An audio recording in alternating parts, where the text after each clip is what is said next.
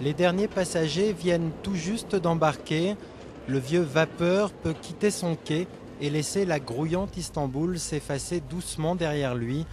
Destination Adalar, les îles en turc, un archipel situé à une bonne heure de ferry de la métropole turque et qui fait les délices des touristes en ces mois d'été où le thermomètre flirte avec les 35 degrés.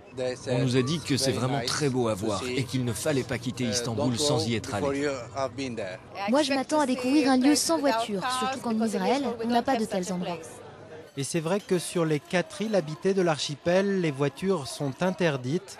Le seul moyen de transport ici, c'est le vélo et surtout la calèche. On en compte plus de 200 pour les quelques 40 000 estivants installés dans leur somptueuse résidence en bois. Mais attention, le trajet n'est pas toujours sans risque. Le plus difficile, c'est quand on est dans une descente. Il faut à tout prix éviter que les chevaux ne dérapent sur du crottin, sinon c'est le carambolage assuré.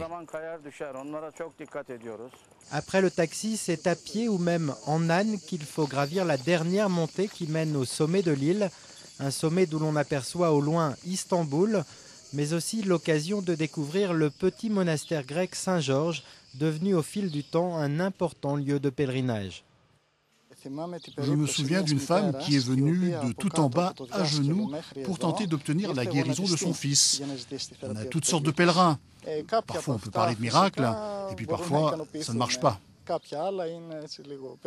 Longtemps, ces îles ont servi de lieu de réclusion aux princes déchus, avant de devenir une destination privilégiée de la bourgeoisie d'Istanbul.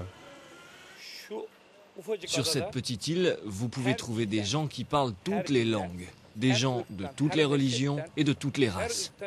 Tous ces gens cohabitent comme des frères. Vous ne trouverez jamais un pareil endroit ailleurs dans le monde.